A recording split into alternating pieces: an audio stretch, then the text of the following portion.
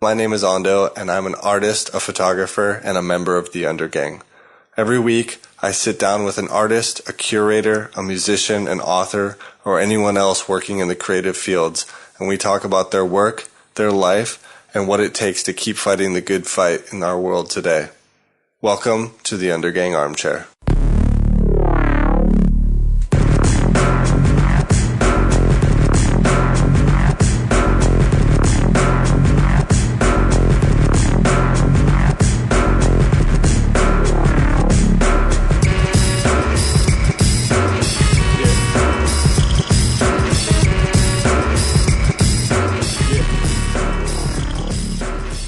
Hey Internet, what's going on? This is Ando, back from Thailand for episode 21. How you guys doing? I had a good trip. I had an interesting trip. It was not as bad as I thought it might be. I'll tell you guys all about that afterwards. But in the meantime, we're back here. It's raining. It's springtime, so they say, here in Copenhagen. But that does not matter. We have a good interview today, a good talk with Ivan Andersen. He's not a man of many words, but I think we got to a good place after a while. Took a little digging, but, his paintings really say it all. He does these really beautiful, kind of figurative, architectural paintings. They've got a lot of abstract elements, a lot of texture-based work. Kind of hard to explain. He didn't really want to explain it either. I don't think he really knows. He's just the type of artist who'd rather work and make work than talk about it. So, we had a good talk. We learned a little bit about what he does. And I think it all leads very nicely into going and seeing his show, which opens this Friday at Gallery Bo Bjerggaard here in Copenhagen. And I did see the show. I managed to take a little look, and it looks really good. It's really tight. It's really precise, and it's really well thought out, And what's crazy was he was done a week and a half before the opening, which, who does that? Who's ever done a week and a half before the opening? He says he never is either, but you can see it. You can see it in the works. They're tight. He had a plan. He executed his plan, and it's a successful body of work. So definitely go check that out this Friday. Like I said, I'll tell you guys a little bit more about Thailand after the talk. And, about a great video I saw I want to tell you guys about too.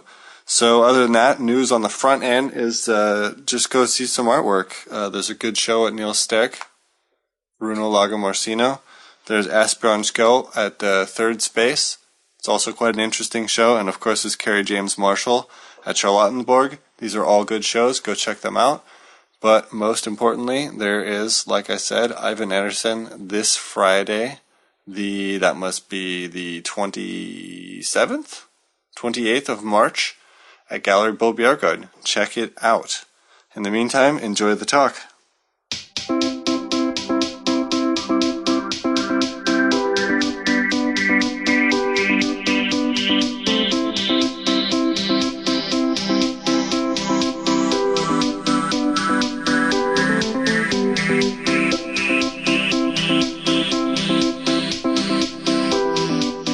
Is that unusual that you have your show up and hanging a week and a half before it starts? That's very unusual. I'm usually a guy that works till the last minute. Right, I mean, because as a framer, I know artists usually they come at the last minute with everything. Why is that? Is it because you knew what you were doing and you just managed to finish beforehand, or what? Yeah, sort of. Partly that, and anyway, I had a catalog deadline for taking photos. Right. And on other occasions, I have continued working afterwards, making maybe one or two more works that then didn't appear in the catalog. But then this time I figured, well, I have enough. There's not really any need to push myself to the limit this time. Well, it's nice to have a goal and then reach it and be happy with what you did, because you can work something too much too. Is it I mean, the only thing for me, I imagine, the good news about hanging a work on the wall, 20 minutes before the doors open, is that you don't have time to worry about it then, but with it hanging on the wall now, doesn't that make sort of a space in which you can be nervous about, oh, I should have done this or I should have done that? I mean, it could do that, but that hasn't happened. That's great. Well, that's a good sign, because you feel like you've made the right exhibition then. I think so, yeah. I see that one right there, though. That's the extra work that couldn't be fit into the exhibition. That's the one that only the special collectors get to come and see? Perhaps. Or, yeah, and possibly it's going to go on to another show in Berlin. Right. Well, I mean, that's good. You've been working for a while now, I guess, to make all these paintings. How many works are there? If you include the wall painting, there's 20 works. Okay, so that's not something you do in just a month. I mean, you must have taken a long time. Yeah, well, it's been just over 3 months, 3.5. Really? You must work many hours. I'm extremely efficient. No, I mean, I do work relatively long hours and often also a bit in the weekends and so on. But right. Well, I mean, that's kind of the way it gets done. That keeps coming up again and again in these talks I'm doing because, almost everybody who has some sort of success works their ass off. I think that's just kind of the way it is. There's no one who just doodles something and says, okay, that's great, I'm done. Or at least I haven't met them yet. Well, not until you become a really big star you can do that. Right. And then everyone yells at you for losing your edge. But, you're Danish. Where do you come from around here, or? I come from Tostrup. Just okay, outside. So you are a Copenhagen boy almost. Yeah, more or less. Or is that rude to say? No, that would be a compliment, I guess. From the suburbs. So. Right. Well, I met some people from, Brøndby, and they were like, "We're not from Copenhagen." Oh, but that's the football team. Right. That's a different thing. But Tostrup, I mean, what's that like? It's just a suburban. I mean, I grew up in the, so to speak, old part of town, with buildings from, I don't know, the 30s, 40s. Right. So it's not concrete buildings where I grew up or anything like that. Right, because it's kind of famous for that. Those buildings. It has a big area of that too. Right. Was it? Did the city play a part in you growing up? Because I mean, you're so close to the city. Public transportation made the city accessible. Was it the kind of thing where in the weekends you and your friends would go to the city and party and very much so from the age when I started in the gymnasium or so, 15, 16. Because I mean, I guess that's the difference between growing up in the suburbs somewhere in Jutland and growing up in the suburbs here. Is at least the city's accessible. You can go get into trouble and or go see an art museum if that's what you want to do. Or just buy some bottles of red wine and sit on a bench and get drunk and think you're living the crazy life. That's what it's like being a teenager. But I mean, was Tostrup, was it boring? I mean, definitely, yeah. Did you feel like you wanted to get out of there? Yeah, I have really mixed feelings when I'm there now. My family still lives there? Yeah, my father still lives there. And I do get this claustrophobic feeling when I get there. Yeah, well, I mean, it's kind of famous for just being grey and cold and suburban, isn't it? Yeah, but that's because everybody thinks of Tostrup Gård, which is the concrete area, as when they hear the word Tostrup. Right, I haven't even thought about the old part. I mean, it is like most other suburbs, I guess. It's a mixture between villa houses and... what do you call them? Like the concrete block apartment. Yeah, but also, I mean, all these houses built in the 70s where you have all these... public housing. What's that? Parcelhuse. Right, like, what the hell do you call that? Condominium rows. Yeah, so there were huge areas of these built in, I guess, in the late 60s and early 70s. Right, when they were moving everybody out of Copenhagen, they built them. Yeah. They sent them out there in Ishøy and, those areas. But when did you, did you grow up being interested in art at all? Was that? Mostly architecture, I guess, to begin with. My father showed me how to use perspective in drawing. So from a relatively early age, 10, 12 years old, I started doing drawings with perspective. Was he an architect, or how did he know about that? He was an electrician, but I don't know, I guess he just knew the basics about it. About perspective? Yeah. That's cool. So you immediately thought, wow, here's this tool I can use to make pretty advanced drawings. Because you can do a lot with perspective once you learn the basics. Yeah, I mean, I was playing around with it a lot, placing the vanishing points in different places on the paper and trying to do different buildings and how does it work if you see it from above or if you see it from the ground. Right. I mean, it's a pretty powerful thing to find out at an early age.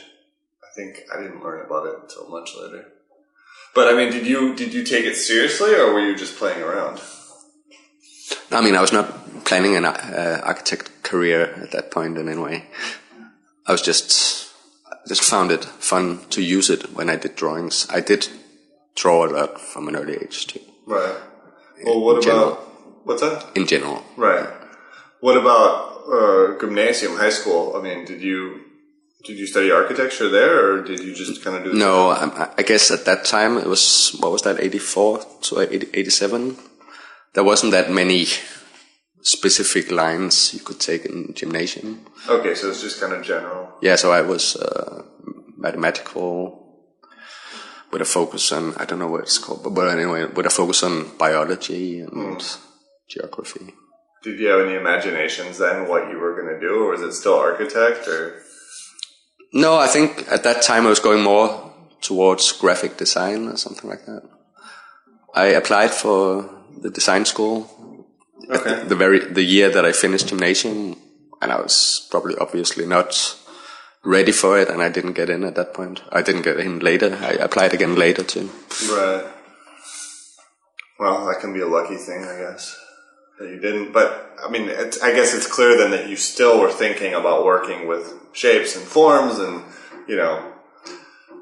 architecture, art, graphic design. They're all kind of related in that way.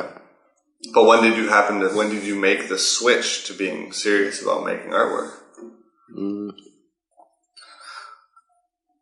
I guess around, I went to different courses throughout the 90s, especially in the early 90s, that lasted for different periods of time where I had courses in drawing and painting and so on. Then I lived in London for a year in 94, where I did some painting in my apartment. And when I came home, I figured, now it's time that I try to be a little bit serious about this and see what I can make of it. Right. So what did you do for work before then? I was kind of a slacker, I guess. Right. Just anything you could find? Yeah, no, I had a part-time job at the post office in the evenings, so it gave me a lot of free time during the day. And it was only like 3 to 4 days a week. Right, you could make a living and have an apartment and all that? Yeah, so it was okay. I had a cheap apartment. Oh, that's great though. That's what's great about being 20 is that kind of life. You don't eat good food, you don't really own anything, you just kind of work the minimum and then mess around in the rest of your time. Yeah. And hopefully it leads to something else. In your case, you learned how to then work on, painting, but I guess for some people it just leads nowhere. That's the concern, at least. What about, okay, so you started taking it seriously. Why'd you go to London? Was it just to check it out? Yeah, just to try something new, and my cousin was living there, so we moved in and shared a flat. Right. Or an apartment. Were you going and looking at art when you were there? Yeah, some, but not that much, really. Right. So you started taking it seriously. You came back here. You started working more. Did you start applying to the school then, or what? A year after I came back, I applied for the first time in 96. And didn't get in? No, so I applied for 4 years before I got in 99. That's a good way to do it, actually. They don't almost let anybody in on the first try, right? No, I wouldn't. I don't think that's the case. It's also, now they have changed, so now they have the interview and so on. You have to go and talk about your things. Before it was a bit more of a lottery. Right. If you were just lucky to and, hit something. Right. Right. You never know who or why or what or anything. No, so you could have been slightly lucky to fit the taste of the censor committee. Right. If they just had lunch, they were feeling and you might not have done any other works in your life, that these 3 to 5 works that you send in. Right. So you might not be in the process of working and knowing how to continue when you had to do it. Right, but you must have been dedicated in that. It took you 4 years in a row. You had to keep making works. You had to keep developing. Did you have any output? Did you show anything? A little bit. I was in a this atelier fællesskab. In a like studio. Yeah, like a big shared studio with about 15 others. Right. So we did different things, arranged different things. And then I guess you get to start talking about art. You get to hear about art. You get to start getting into that. And then we start going to openings and right, because I mean, it feels like making art is as much a social thing. In that you have to talk to people. You have to be around artists. You have to check out art. You know, it's very few people who can just work with no input from the outside. Yeah, I mean, I think you can do it, but it will help your process to see what other people have done, and maybe it'll give you ideas to how to move ahead with your own works. Well, haven't you also tried that thing where you're making something or you have an idea and then all of a sudden someone shows you someone else who did not only the same thing but better than you did, and you're just like, shit. Yeah, I mean, I think stuff like that happens a lot because it's about what is in the time. Right. So you can get the same idea. It's hanging there in the ether or something like that. Right. And a lot of people spread all over the world get more or less the same ideas at the same time. Yeah, right. Well, I mean, it is kind of, like you say, it's based on life right now and where we are and everything. So you got into the school. Was that just, the big opening? Everything went boom and fell into place. And, I remember when I started, it was so exciting. Like, the beginning's just, oh my God, this is happening. People around, everyone's making art. It's so inspiring. No, I mean, it was. I don't know if anything actually fell into place, but it was a great opening. And, especially since I had been trying for 4 years to get in. Right. So finally I got in there and I could work full time on painting. And right, you didn't have to work. Did you like it? Did you like going to school? Yeah, generally I did, yes. It's a pretty long program, right? It's like 6 years? It's 6 years of, at that time, not much teaching or education. It's just time to work. Mostly it's just time in the studio. I think it has changed a bit now. I think there's a lot more art theory and. So you guys weren't you must have taken some art history classes. We had a bit of basic, rudimental art history, but it was not very much. It was like an hour a week or an hour, or maybe 1.5 hours every second week or something like that. Jesus Christ. That's wild. That's so different from my art school experience.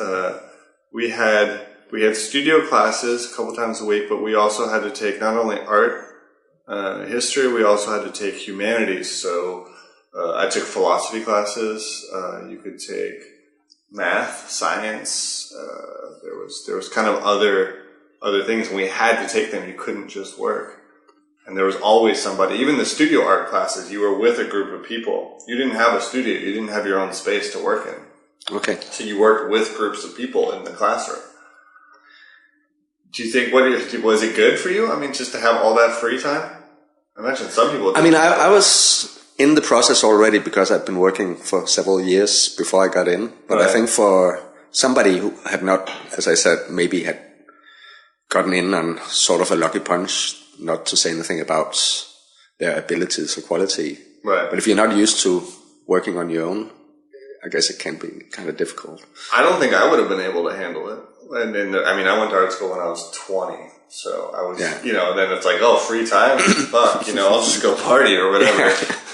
So, I guess you're right that it helps to have to build your own practice first before you go on to actually having the responsibility. Yeah, because you get introduced to all these possibilities in media, you have a plastic lab, and you have a wooden lab, metal, and photography, graphics, and suddenly, I could do it like that too, or that. But what should I choose?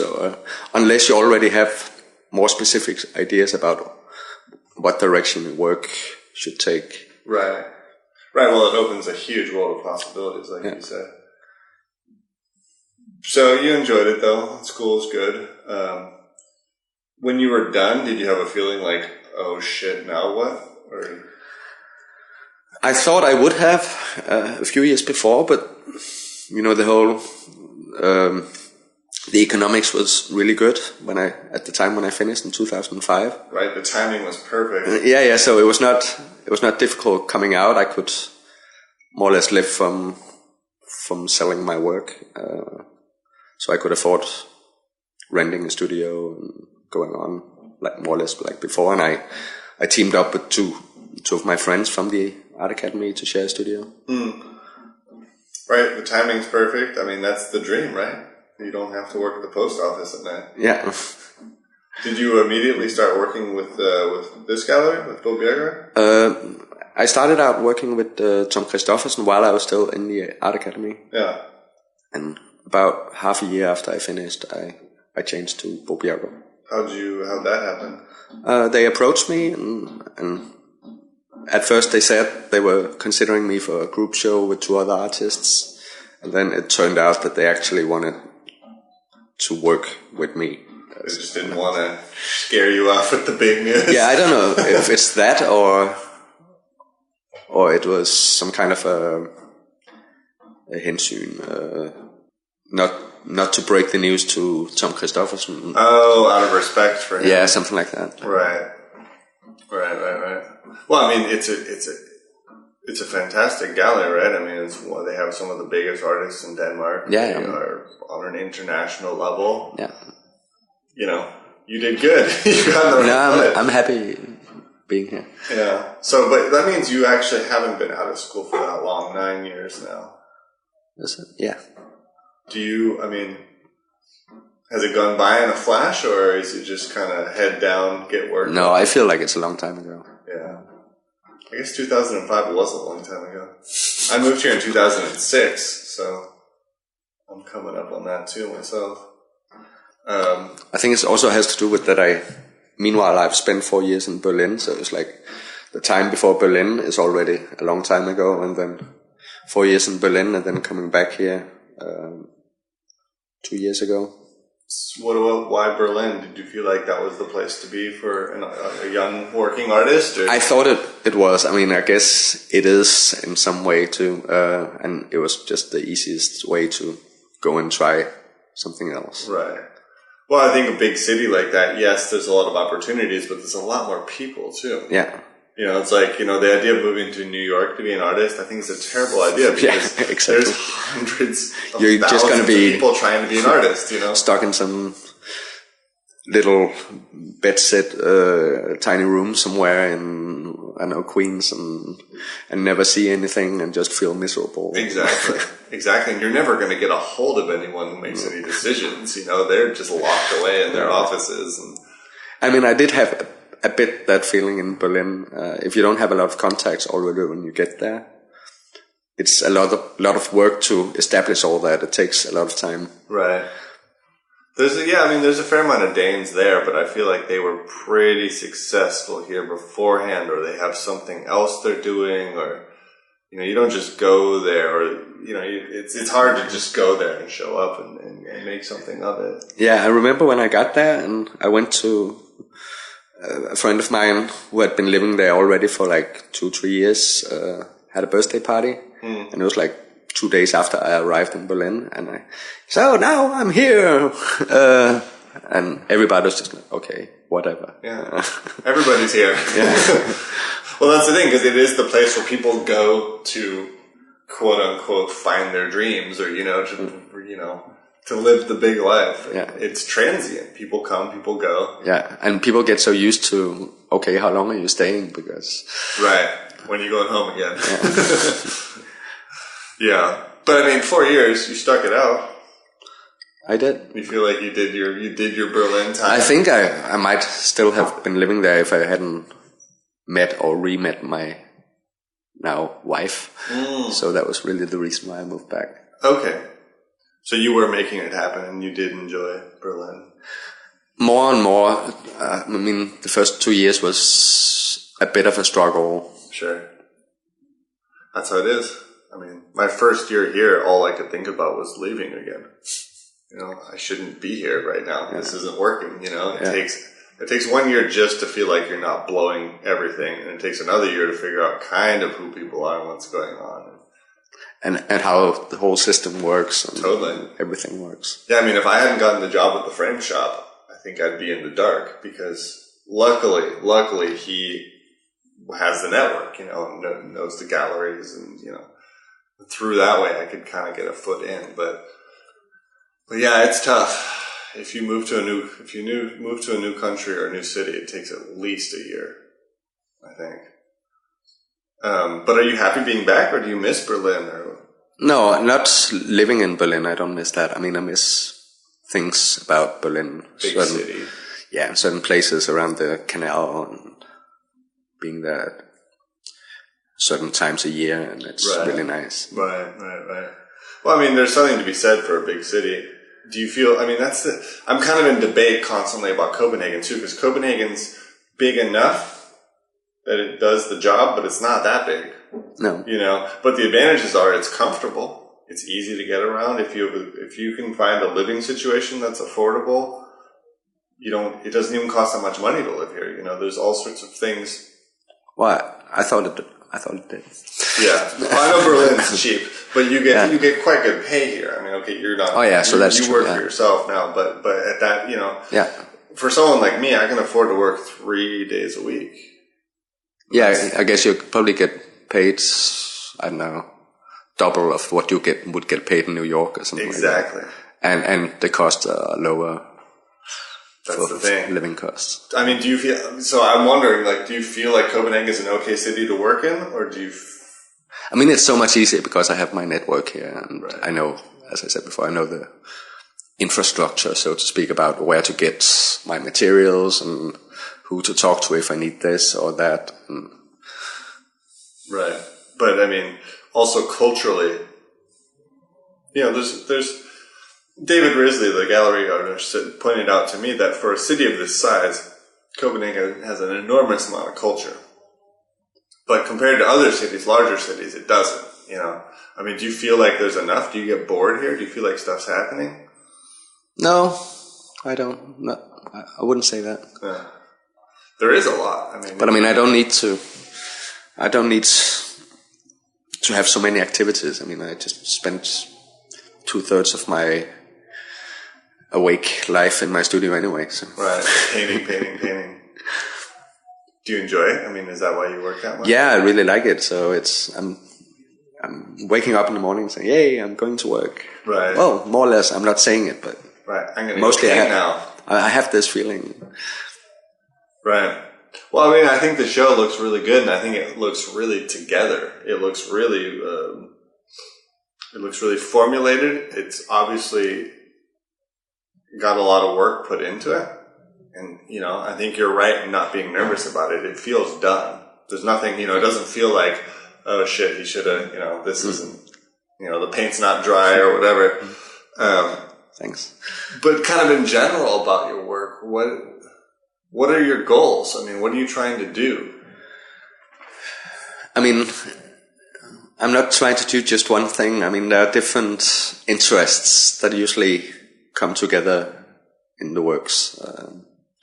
I mean, I'm working with different kinds of surface and different ways of applying paint or whatever material I'm using to make the contrasts.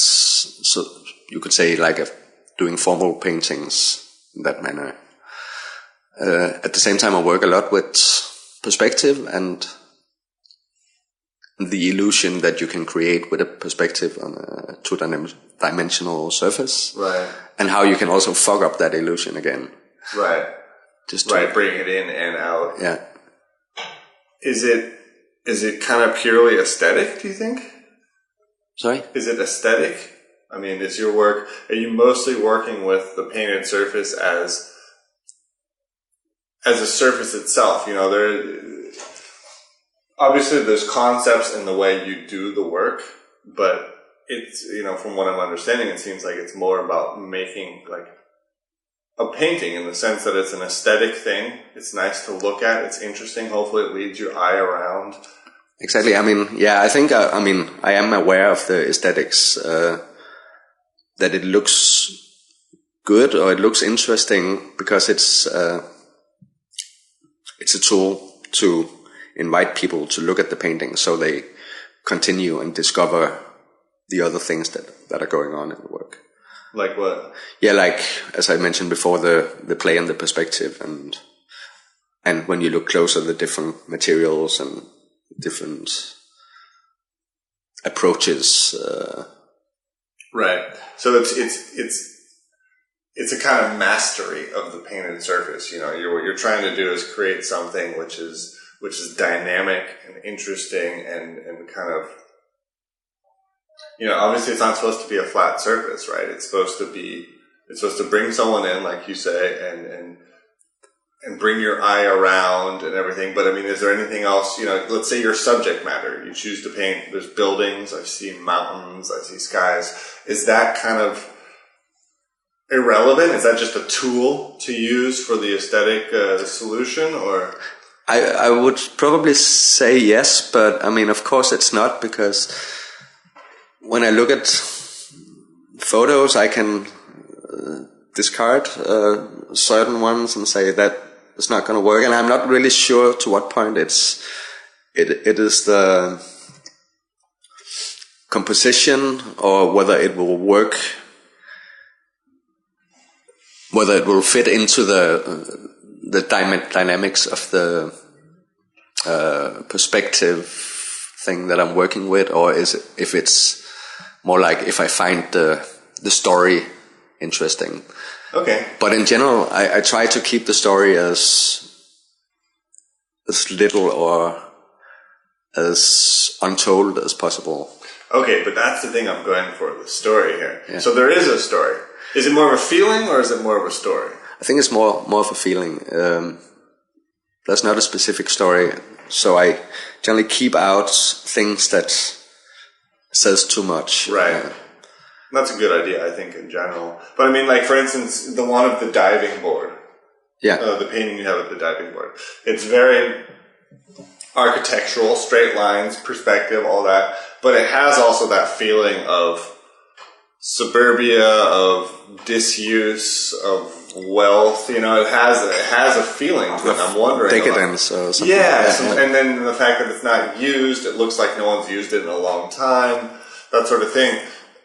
So you are aware of this. You are. No, I see that it occurs. It's not necessarily what I'm going for when I do it. But I mean, before I say it's okay, the painting is done. Of course, I get a feeling of how it works. Mm-hmm. If you get that feeling from it, right?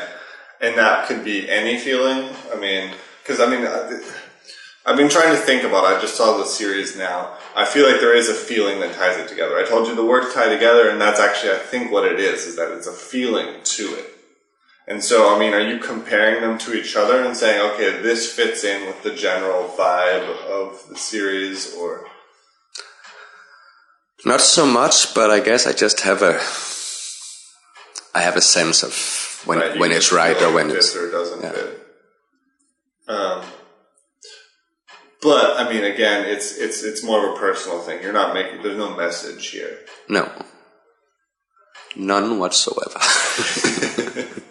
Which is fine, because I mean, we get enough messages out there in the world, no doubt about it. But I mean, okay. So you also mentioned to me that you take photos. Almost all the paintings are based off of a photo. Yeah, most of them. So most of them are photos I have taken, but also a couple of them from things I found on the internet. Okay. So are you walking around with a camera all the time? No, not all the time at all. But a lot of photos for this show has been taken on the about 400 meters between my home and my studio. Oh, wow. So it's in really the close surroundings.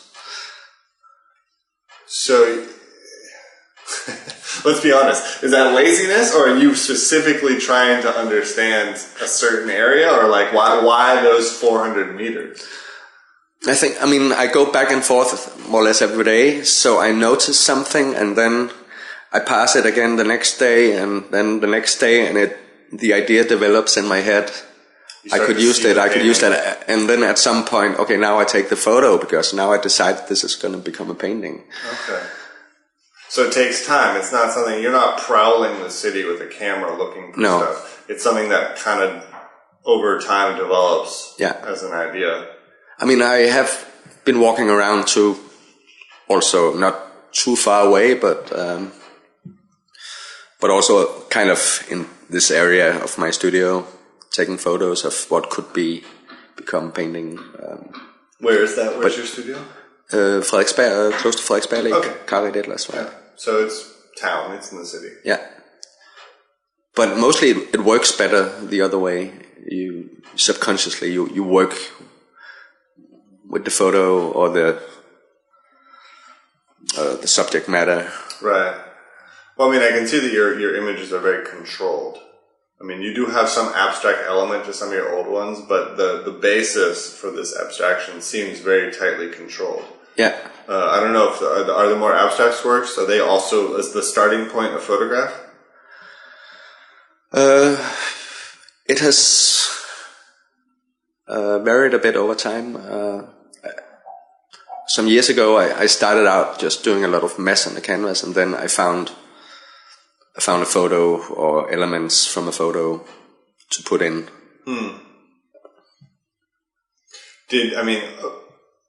You mentioned earlier that you thought this series of works was kind of one step backwards, two steps forwards. Yeah.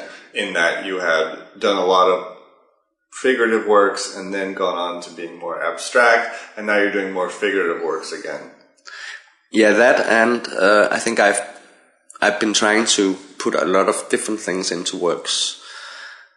So I'm trying to do a lot of this abstract combined with the figurative, and everything has become really complex in a lot of cases.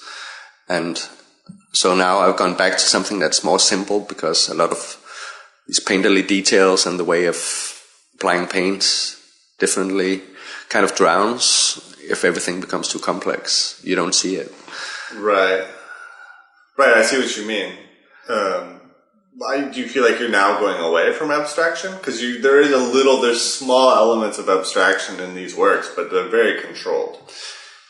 I don't really consider the paintings as being figurative. I think I more like consider them as being abstract formal paintings that just happens to resemble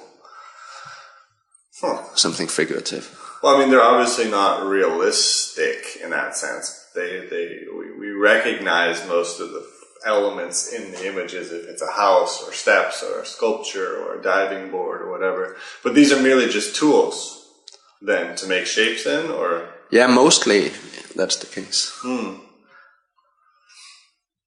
You're breaking down things we know. We know a house, right? But your painting of a house doesn't look like a real house. No, but that's the thing. Once you can recognize something as being a building, I think it lures you into looking at it. You trick people. I trick people. You draw, you paint a house, but I mean, it seems almost like it's collage then. It's, in a way, it's made a lot like a collage. I mean, there's a lot of different pieces, like in a puzzle. Like this piece here is one piece there is made in one way, and then I do separately another place, part of the painting, and another part. So it must be kind of dangerous. Do you ever work on a painting for many hours and then decide to make some sort of mark on it and then realize you fucked it up? I was thinking, like, there's that one with the trees where the green leaves of the trees are actually a roller. That's a bit scary to do something like that. Yeah, that's what I was thinking. Like, you did the whole background, you did the tree, you did everything, and now you're just going with. But that was one of the biggest feelings when I had done that, and it actually worked out.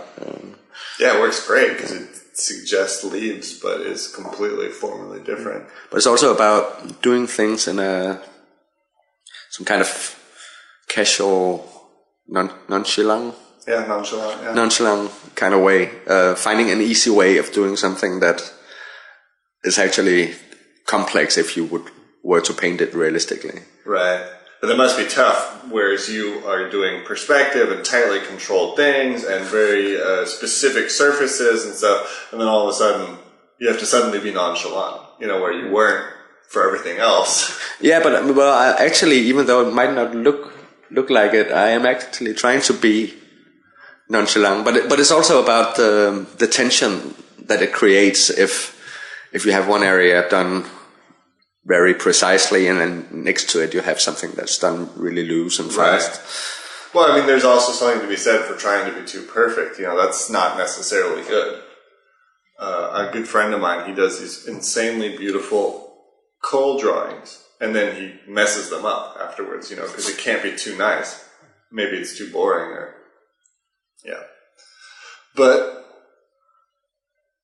I mean, do you feel like you've done something now? Because this series seems like you're putting this stamp on something like, I've done this now, and it's time to move on to something else?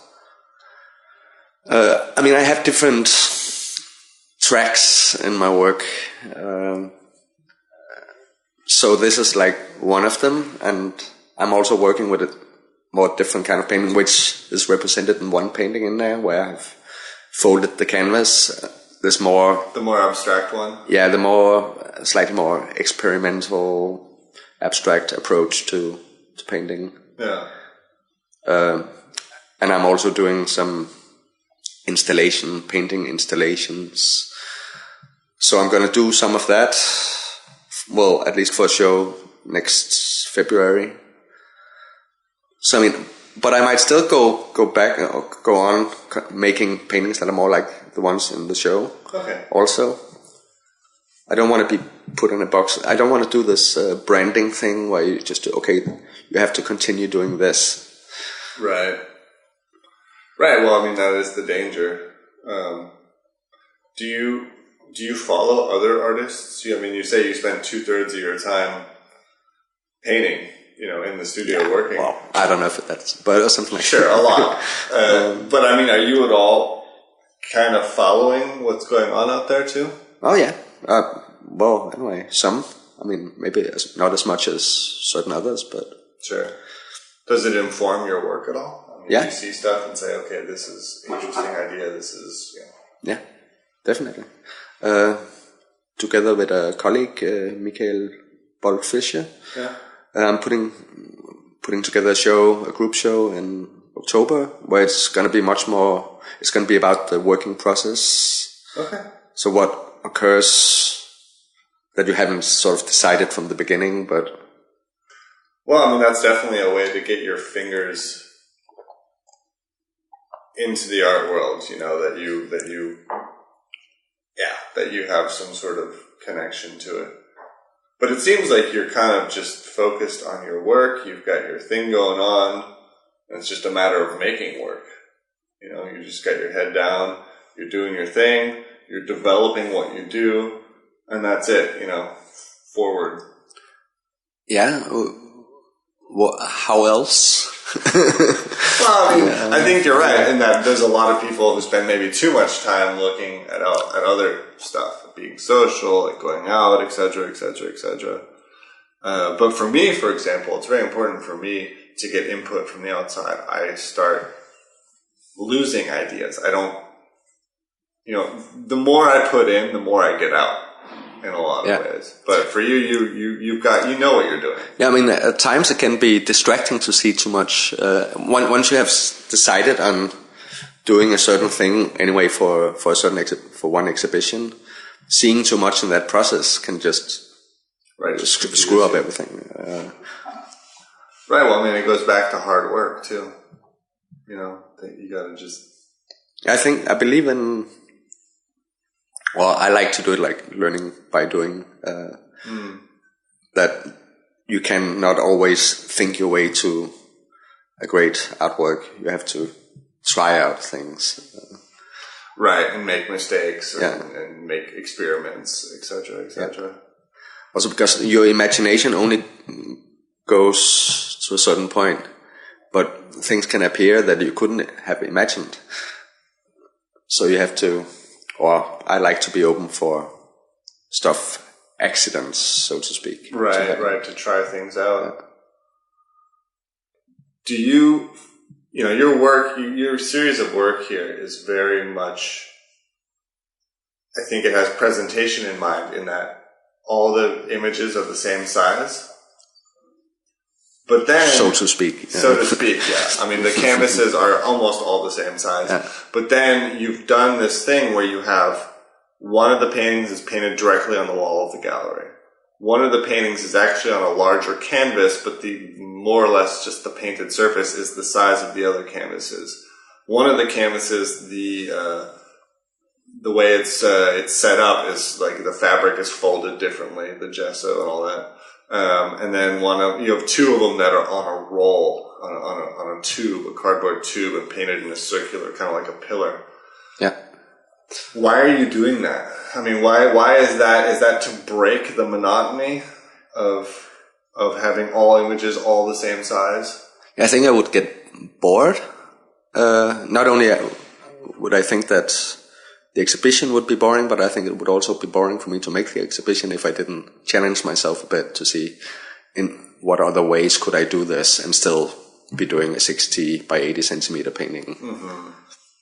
Did you feel like, did that come from the beginning, or did that happen along the way, that you were working and you thought, Jesus Christ, these are all the same size? No, it came from the beginning when I decided on working that size. I had different ideas about how to break the rhythm. Okay. Yeah, I think that's probably one of the most successful things about it, because you're right, had it been all paintings 60 by 80, boom, boom, boom, boom, boom, it wouldn't have been a problem, but you're creating an extra level of tension by breaking that rule. So I think that's that's definitely one of the most successful things. The cardboard tube, I think, is especially interesting. Is that simply because it's a cool idea?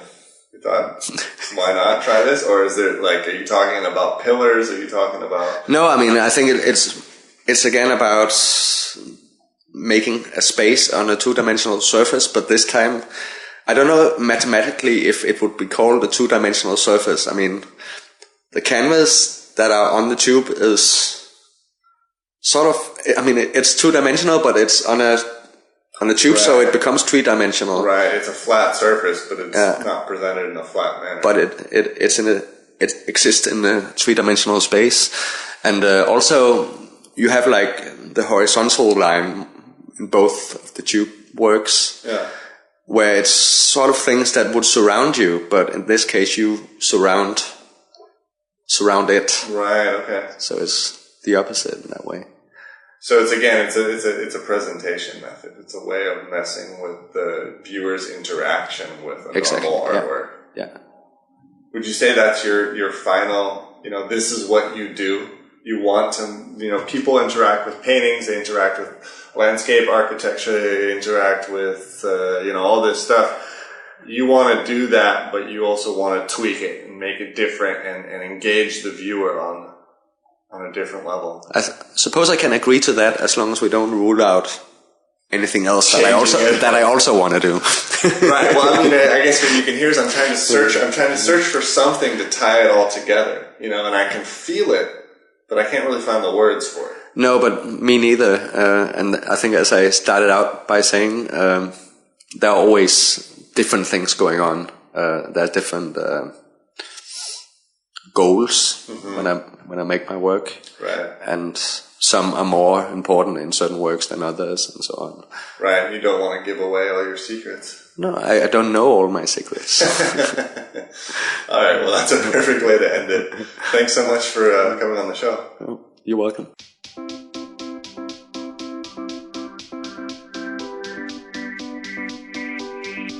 All right. What a way to end it, huh? Not even knowing your own secrets. I think that's a good metaphor. I think that's a good idea for this show, and I think it's an interesting segue as well into talking about Thailand. So, as you guys know, I was kind of worried about it. I was kind of worried what I would see and what it would be like, And I must say, kind of in short, I get it now. I understand what Pattaya, the city of Pattaya, is. It was built, it was a bunch of shacks, and in the 60s and 70s, it was built essentially as a place for R&R for the American soldiers. There was an American military base. So the city sprung up in order to serve a certain clientele. And it still exists in that way, in a lot of ways. And that doesn't mean that it's necessarily just sex tourism, but it is definitely a place you visit to get away in a weird way. And there's this feeling throughout the whole city that people are there to get away, to be away from whatever life they had. Some are there as tourists, but most seem to have some sort of semi-permanent connection to the city. And a lot of them are misfits, and they're people who, for whatever reason, don't really belong or feel like they belong at home anymore. It's mostly Europeans. And they're not exactly hiding, but they found a place in which they can exist kind of freely. I think that Pattaya is the kind of city which exists because there's a certain group of people who don't feel welcome in Europe anymore. That must be it. Because, it's mostly men in their 60s, probably 50s and 60s. It's not, like I said, all sex tourism. A lot of them are there just to kind of hang out with each other. You can live off of very little money. So if you get a small pension or you saved up some money, you can really stretch it out. Food costs nothing there. Beer costs nothing there. And there's a lot of just hanging out in reality. And so people, they play pool and they drink beer and they kind of moto around and talk about how hot it is and watch sports on TV and kind of live a very, in a way, mundane existence, but in another way, completely strange because they're halfway across the world. And, from speaking to people, it seemed like a lot of them had children. A lot of them had ex-wives. A lot of them also had new wives, had Thai wives, maybe had a business. People owned bars or small guest houses or restaurants. They were not married with women, 40 years younger themselves. They were married with women their own age or slightly younger. And they just had found that this was a space that they could exist in. And I don't know I don't know if it's a result of the fact that maybe society is closed to a certain type of person or, for whatever reason, they don't feel like they belong. And so this whole city is a city for them. And that's not to mention all the Russians. There's a bunch of Russians that come on charter flights as tourists. But, I'm talking about the people who are living there. So I took a lot of pictures. I'm not sure. A lot of the people there, they weren't so wild to discuss about their life before they came to Pattaya. Some of them spent 6 months a year at home in Europe. Some of them lived there year-round. But no one really talked about what their life was like before they came to Pattaya. And I don't know, I don't think it's exactly not welcome, but it's just not really a topic of discussion there. So anyways, I get it. I understand it. If you don't have, aside from the fact that I would be bored out of my skull because there isn't really anything to do, I understand the appeal of it because you're free to do whatever you want. I don't mean that necessarily in a bad way. Just you can do whatever you want. You don't necessarily have to work. You don't have to be stressed out. You don't have to, there's no rat race there, really. So, there's a lot of people who just maybe don't want to deal with the pace of life in Europe. The only thing that goes fast there is the traffic. It's crazy. It's off the hinges. But other than that, everything's fine. It's fine. Whatever you want to do. So, in short, it's a good trip. It's worth going. It's definitely worth going if you have someone to show you around. I was lucky to avoid all the shit show. There's like a walking street, which is apparently just strip clubs and bars and absolute craziness.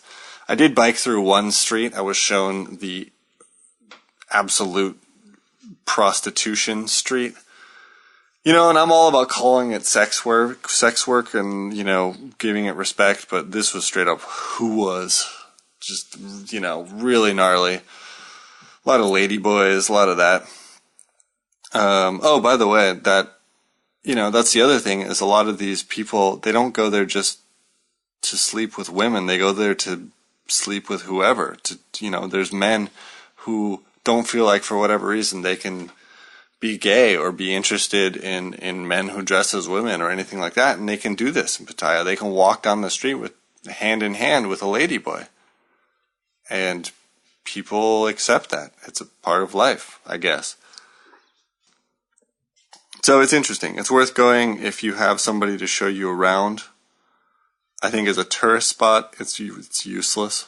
Don't go there as a tourist thing. The beach isn't very nice. There's nothing particular to see or do, except for to, experience the city for what it is, which is a safe haven of sorts for people. So anyways, these are my thoughts on Thailand at the moment. You can email me and ask me more if you want. The only other thing I want to talk about is there's this really great video I saw online. A woman who I don't know if she's a neurologist or what exactly she studies, but she has a whole thing about mindset, about wanting to be good can actually be harmful. Wanting to improve is the correct mind state, because if you want to be good and you're not being good, then you're failing. But if you're trying to improve, you are just learning. It's all part of the process. No matter what happens, do good, do bad, somewhere in between, as is the usual case.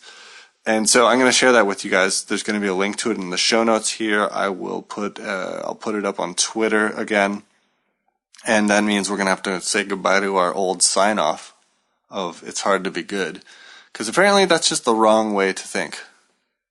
So I encourage you strongly to check out that video. If you have any sort of desire to better yourself in life, and come on, you do. We all do.